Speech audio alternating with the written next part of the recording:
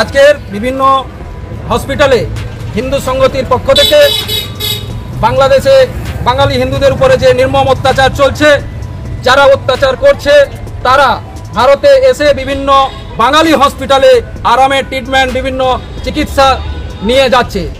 তারই প্রতিবাদে যে ওখানে হিন্দুদের উপর অত্যাচার যদি না বন্ধ হয়, বাঙালি হিন্দুদের উপর অত্যাচার যদি বন্ধ না হয়, তাহলে ভারতে যে সমস্ত হসপিটালে ওরা চিকিৎসা নিচ্ছে সেই চিকিৎসা বন্ধ করার জন্য আমরা বিভিন্ন হসপিটালে আবেদন করছি।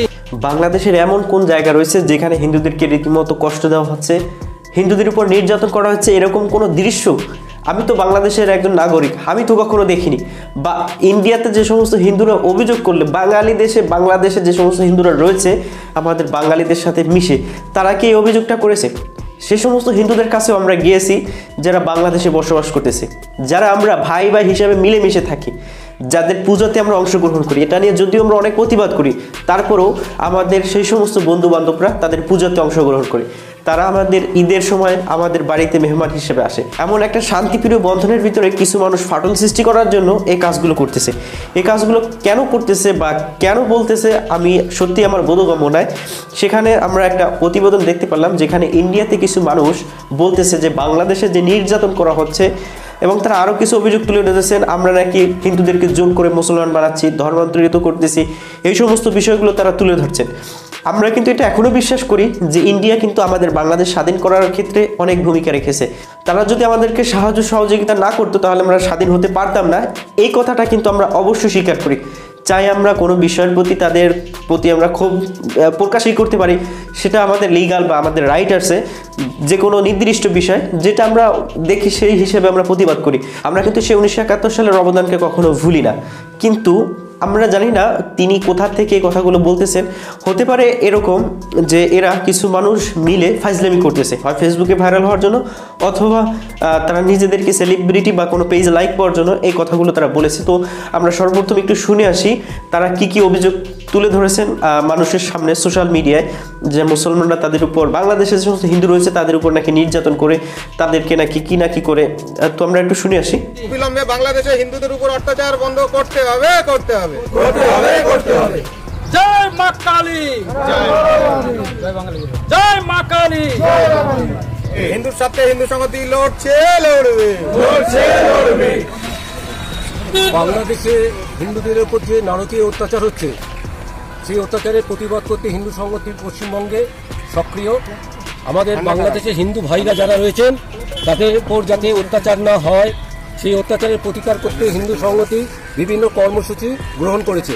তার প্রথম পদক্ষেপ হিসেবে ছিল যে কলকাতার মুকুন্দপুর অঞ্চলে যে সমস্ত বেসরকারি হসপিটালগুলো আছে সেখানে বাংলাদেশ থেকে প্রচুর রোগী চিকিৎসা করতে আসে, বাংলাদেশি মুসলমানরা চিকিৎসা করতে আসে। আমরা কলকাতার স্বনামধন্য হসপিটাল পিয়ারলেস হসপিটালে এসেছিলাম, সেখানে সিওর সঙ্গে কথা বলবার জন্য, কিন্তু তিনি বোর্ড মিটিংয়ে ব্যস্ত থাকার জন্য মেডিকেল সুপারিনটেন্ডেন্টের সঙ্গে আমরা কথা বলছি। যে বাংলাদেশ থেকে যে সমস্ত মুসলমানরা চিকিৎসা করতে আসছে তাদেরকে এখানে আমরা সুচিকিৎসা দিচ্ছি। আমাদের হিন্দু ভাইদের রক্ত নিয়ে তারা কিন্তু সুস্থ দেশে ফিরে যাচ্ছে এবং ওখানে তারা জিহাদি কার্যকলাপে লিপ্ত হচ্ছে এবং ওখানকার সংখ্যালঘু হিন্দুদের উপর অত্যাচার করছে। আমরা যখন মেডিকেল ডাক্তারদের কাছে গেছি, আমরা একটাই ওনাদের কাছে অনুরোধ করেছি যে আমাদের এই যে আন্দোলনটা, যেটা আমরা হিন্দুরা যে রক্ত দিয়ে আজকে বাংলাদেশি মুসলিমরা যেভাবে আমাদের এখান থেকে নিজেদের চিকিৎসা করে দেশে ফিরে গিয়ে অস্ত্র নিয়ে আজকে আমাদের হিন্দু ভাইদের ওপর যে আঘাত হানতে চলেছে, সেই খবরটা আমরা পৌঁছে দিতে চাই যে এই সুযোগ সুবিধা যেটা আমরা তাদের জন্য রক্ত দিয়ে তাদের চিকিৎসা দিয়ে সুস্থ করে তুলছি, কলকাতায় এসে তথা বাংলায় এসে তথা ভারতবর্ষে এসে যেভাবে তারা চিকিৎসার সুযোগ সুবিধা পাচ্ছে এবং নিচ্ছে, এবং লাইন দিয়ে মুসলিমরা এখানে এসে নিজেদের সুস্থ করে ফিরে যাচ্ছে নিজের দেশে, সেই সুস্থ হওয়ার যে প্রতিবেদন, তার একমাত্র আমাদের প্রতিদান হিসেবে যেটা দিচ্ছে আমাদের হিন্দু ভাইদের কন্টিনিউয়াস ওখানে আক্রান্ত করছে, তাদের বাড়ির মেয়েদের রেপ করছে, বাড়ির বউদের রেপ করছে এবং লাভ জিহাদ করে ওখানে ধর্মান্তরিত করা হচ্ছে। যেটার প্রতিবাদ স্বরূপ আমরা প্রতিটা হসপিটাল কর্তৃপক্ষের কাছে একে একে যাচ্ছি। আমরা পিয়ারলেস হসপিটালের কাছে গিয়েছি, তাদের জানিয়েছি এবং কর্তৃপক্ষ আমাদের সব রকমভাবে সহযোগিতা করার একটা প্রতিশ্রুতি দিয়েছে।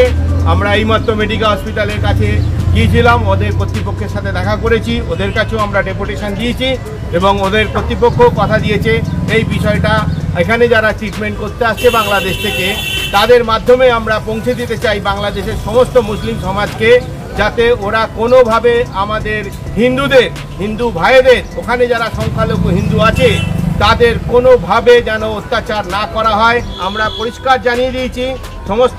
আমরা কিন্তু এটা কখনো অস্বীকার করি না যে ইন্ডিয়াতে যে আমরা কোনো উপকার পাই না। ইন্ডিয়া আমাদের সাথে ছিল, বন্ধু রাষ্ট্র হিসেবে আমরা সবসময় কিন্তু গ্রহণ করেছি, যদিও কিছু কিছু ক্ষেত্রে সেটা মানে সাময়িক কোনো বিষয়ের প্রতি আমরা ক্ষোভ প্রকাশ করি।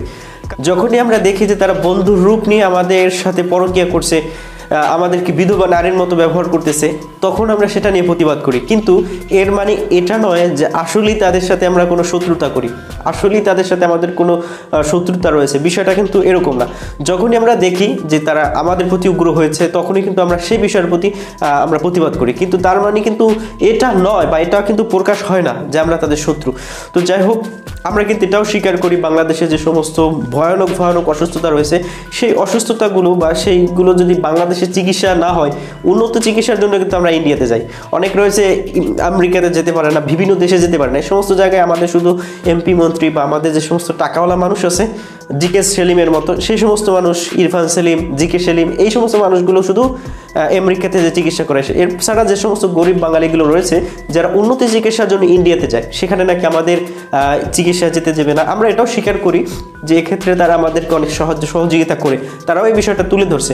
কারণ আমরা জানি যারা পাসপোর্ট করে ইন্ডিয়াতে না যেতে পারে তারা কিন্তু কাটা লাইনে যায়, কাটা লাইন বলতে বর্ডার ড্যাঙ্গে যায়। তখন সেক্ষেত্রে ইন্ডিয়ার কিছু দালাল রয়েছে, বাংলাদেশের কিছু দালাল রয়েছে, তাদের সাথে কন্ট্যাক্ট থাকে, তারা আমাদেরকে সহযোগিতা করে সে হসপিটাল পর্যন্ত নিয়ে যায়। এছাড়াও অনেক কাজেও বাংলাদেশি মানুষগুলো ইন্ডিয়া যায়, ইন্ডিয়ার মানুষগুলো বাংলাদেশে আসে। সেক্ষেত্রে কিন্তু আমরা তাদের কখনো অস্বীকার করি না যে তারা আমাদেরকে সাহায্য করে না, কিছু টাকা পয়সা নেয় তারপর তারা আমাদেরকে সাহায্য করে। তাছাড়া আমাদের দেশে যে সমস্ত ফাঁসির আসামি রয়েছে, বিশেষ করে এসআই আকবর টাকবর সহ যারা রয়েছে, তাদেরকে কিন্তু ইন্ডিয়া যেতেও পালাই যেতেও সহযোগিতা করে, এটা কিন্তু আমরা কখনো অস্বীকার করি না। কিন্তু মেন কথা হচ্ছে যে হিন্দুদের সাথে যে আমরা খারাপ ব্যবহার করি বা তাদের উপর জোর চাপাই, এই কথাগুলো তারা অত্যন্ত ভুল বলেছে। এইগুলো ক্ষেত্রে তারা ফাইজলামি করতেছে, এই ফাইজলামির ক্ষেত্রে কিন্তু দুইটা দলের ভিতরে দাঙ্গা হাঙ্গামা বেজে যেতে পারে। সুতরাং এক্ষেত্রে যে সমস্ত ইন্ডিয়াতে যে সমস্ত বাঙালি ভাইয়েরা রয়েছেন বাংলা ভাষাভাষী, আমি তাদেরকে বলবো যে আসলে আপনারা হিন্দুদের কাছ থেকে, বাংলাদেশের হিন্দুদের কাছ থেকে খোঁজ খবর নেবেন যে আমরা তাদের উপর জুলুম নির্যাতন করতেছি কিনা। তো যদি এরকম কিছু প্রুফ দিতে পারেন তাহলে অবশ্যই আমরা দোষ স্বীকার করে নেব, কিন্তু এর আগে এই সমস্ত ফাজিল মার্কা লোকদের কথাবার্তা শুনে আপনারা কেউ বিভ্রান্ত হবে না, আর আমাদের সাথে যে বন্ধুত্ব রয়েছে সেটাও নষ্ট করবে না। ধন্যবাদ সকলকে। আসসালামু আলাইকুম রহমতুল্লাহ।